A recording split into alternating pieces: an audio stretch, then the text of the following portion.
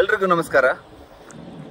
ಈ ಶಿರೂರು ಗುಡ್ಡ ಕುಸಿತ ಆದ ಸಂದರ್ಭದಿಂದ ಇವತ್ತು ಈ ಭಾಗದಲ್ಲಿ ತುಂಬ ಅನಾಹುತಗಳು ಆಗಿದೆ.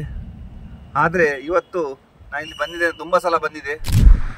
1 ವರ್ಷ ಆಯಿತು ನಮ್ಮ ಶಿರೂರು ಅಂಕೋಲದ ಹತ್ತಿರ ಗುಡ್ಡ ಕುಸಿತವಾಗಿ.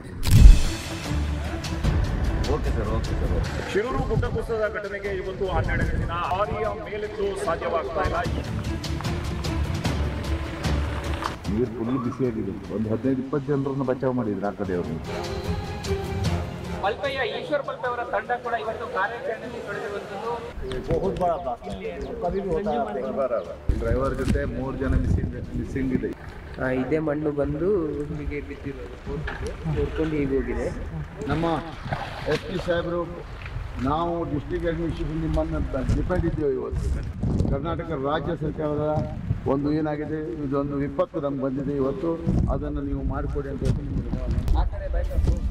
ಪ್ರೆಷರ್ ಜಾಸ್ತಿ ಉಂಟು ಅಡಿಯಲ್ಲಿ, ಅದಕ್ಕೆ ನಾನೇ ಬಿಟ್ಟದ್ದು.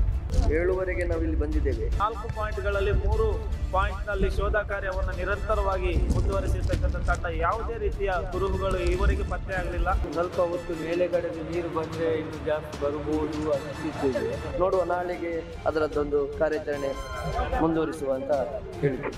ನಾವು ಅಲ್ಲಿ ಕ್ರಿಕೆಟ್ ಬಾಡಿ ಬಿಲ್ಡರ್ ನೋಡ್ಕೊಂಡು ಬರುವಪ್ಪ, ಅಲ್ಲಿ ವೇಟ್ ಮಾಡ್ತಿದ್ದಾರೆ, ಹೋಗಿ ಬರುವ ಅಲ್ಲಿ.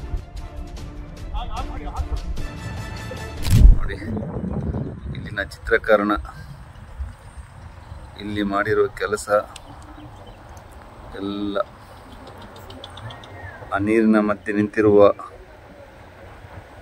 ಮಣ್ಣು ಗುಡ್ಡ.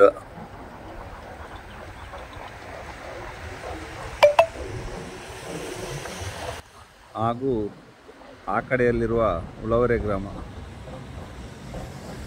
ಶಿರೂರು, ಚನ್ನಮಠ ಎಲ್ಲ ಪರಿಸ್ಥಿತಿ ಹಾಗೇ ಇದೆ. ಅರ್ಜುನ್ನ ದೇಹಕ್ಕೆ ಮುಕ್ತಿಯಾಗಿದೆ. ಹಾಗೂ ಇನ್ನೂ ಸಹ ಜಗನ್ನಾಥ್ ಲೋಕೇಶ್ ಅವರ ದೇಹ ಸಿಕ್ಕಿಲ್ಲ. ತುಂಬ ದುಃಖದ ವಿಷಯ ಅದು.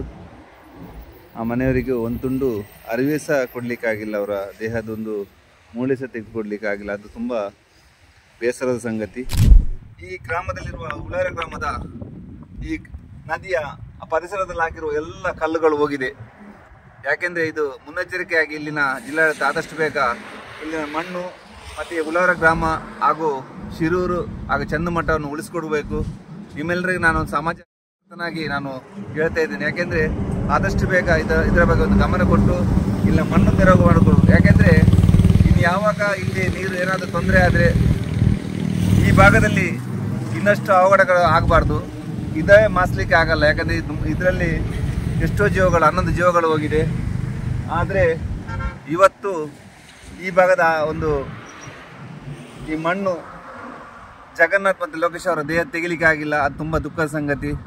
ಅದರಿಂದ ಇನ್ನಾದರೂ ಸರ್ಕಾರ ಎಚ್ಚೆತ್ತುಕೊಳ್ಬೇಕು.